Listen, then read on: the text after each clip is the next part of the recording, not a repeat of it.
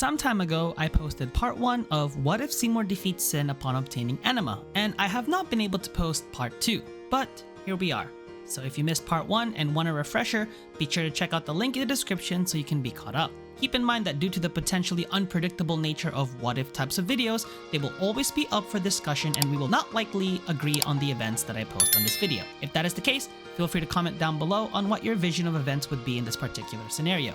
Other than that, let's begin. To recap what we went over in part 1, we went through the route of Seymour defeating Sin and his mother, Anima, becoming the final Aeon. However, the timeline of it, which it happens, is where the story diverts into this new timeline, because he achieves this feat after Braska did prior. In the current events of Final Fantasy X, Anima is the core of the new Sin, and Seymour still proceeds with his plan to eradicate life in Spira once he still suffers trauma from his childhood, with his posthumous title of High Summoner doing little to ease his pain, thus making him an unsent before the events of the game. Now, we fast forward into the events of the game. One may wonder, does Auron still visit Zanarkand to fulfill his friend's wish to bring Tidus to Spira? The answer is yes. Despite Anima being the new core of Sin, it is still in its programming to protect Dream Zanarkand, thus making trips nearby to ensure its safety. Auron still heads for Zanarkand and watches Tidus for his childhood. Now, this is where the story gets a little interesting. Jet decides to visit 10 years later to Spira in order to send Auron and Tidus to Spira. While Jet does have some influence on Sin at this point, it is not able to control where it goes. Instead of Sin attacking one night during a blitzball game, Auron suggests to Tidus one day around the same time to train out at sea as Jet did in order to improve as a blitzball player.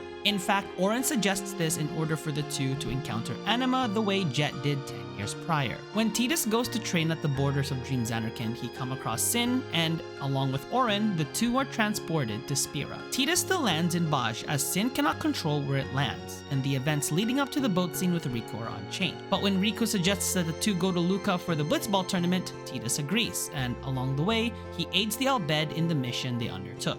When the Albed arrive in Luca, Tidus is met with a familiar sight as he sees the bright lights of Luca and its grandeur of the Blitzball Stadium, similar to the one in his dream home of Zanarkand. When he arrives at Dock 5, he sees the Yevon Maesters leading the boats, but this time, instead of Micah being introduced as Grand Maester, it is now Seymour, whom Tidus is wary of. With no Waka to ask him to play for the Aurochs, Tidus instead plays for the Albed Sykes, impressing them with his Blitzball skills, likely on their way to Luca. The events of the Blitzball tournament play out very similarly to those in the original timeline, but instead of Micah leading the ceremony, it is Seymour who does so, and the tournament is used to commemorate Seymour's victory over Sin as High Summoner and still living. However, an event that does not occur is Seymour using Anima to defeat the same fiends he unleashed on the stadium, considering Anima no longer exists and is now Sin. It is also this time that Tidus and Auron reunite, with Auron already with Yuna and her guardians. He introduces Tidus and Yuna and tells the latter that Tidus is the son of Jet, to which Yuna immediately strikes conversation. Despite the two being not as close in this point due to their late meeting, Tidus still joins the party at the request of Auron, with no objections. Who would object requests from the legendary guardian? The same occurs with the events of Operation Mihan, where his presence in the operation greatly boosts the morale of the Albed and the Crusaders. Unfortunately, they fall to Sin all the same when it arrive. Fortunately this time, Tidus does not feel the connection with Sin, but in fact, it is Seymour paying close attention to the battle with Sin, with intent as he watches it destroy the combined forces with ease. Being alongside Yuna, who also watches the battle, she notices his slight grin, building some suspicion behind his intentions. In the aftermath of the battle, Seymour interacts with Yuna similar to how he did in the original timeline, asking to be her pillar of strength, similar to that of Lord Zeon and Lady Yunalesca. While his intention in the original timeline was that he wanted to go with her to Zanarkand in order to become the final Aeon for Sin, in this timeline he has a different intention,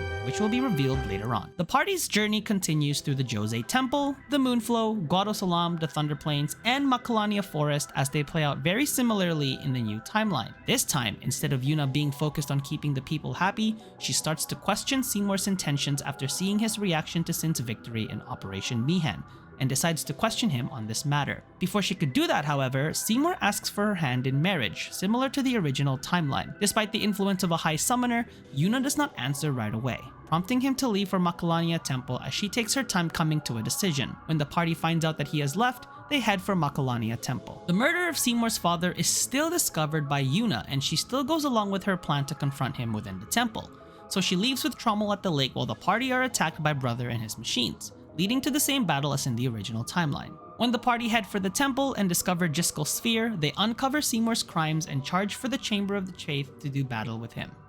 He is still defeated, and afterwards, instead of falling to his death as in the original timeline, Seymour grows weak and is on his knees, with Oren firmly telling Yuna to send him. Yuna, confused with his request, begins the ritual when she is stopped by Trommel, who takes Seymour away and the party still being forced to flee the temple, narrowly escaping the grotto, but are still sent to the bottom of the lake, where they are seemingly trapped. It is here where Oren reveals to Yuna that Seymour is an unsent, much to the horror of Yuna and the rest of the party, but reveals to them the reason Seymour lived after his battle with Sin, but they are not sure why he remained in Spira as an unsent despite defeating Sin. Oren is suspicious that Seymour is plotting something in Spira. Now the party has their work cut out for them. Not only do they have to defeat Sin and do so without it returning, while also facing the entirety of Yevon with Seymour at the helm of the religious cult, with the party stuck at the bottom of the lake, wondering what to do, they are suddenly interrupted by the arrival of an unexpected being, Sin.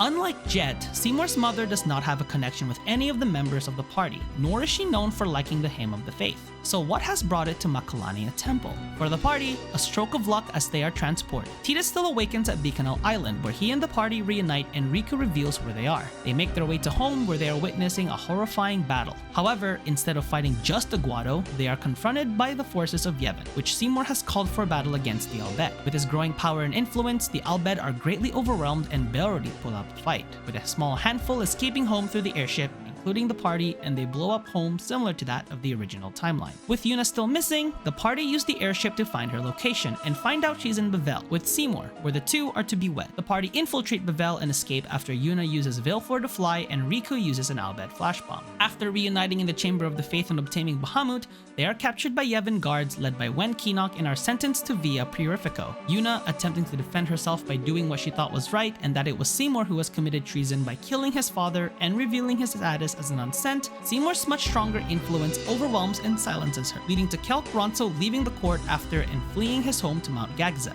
Seymour exhibits a much more aggressive tone with his status as the Grand Maester of Bevel, seeding from both his influence and his anger towards the party for their constant defiance of his rule. After the party escapes via Purifico, they are confronted by Seymour and numerous guards of Bevel, as well as Guado and other Yevonites at the High Bridge.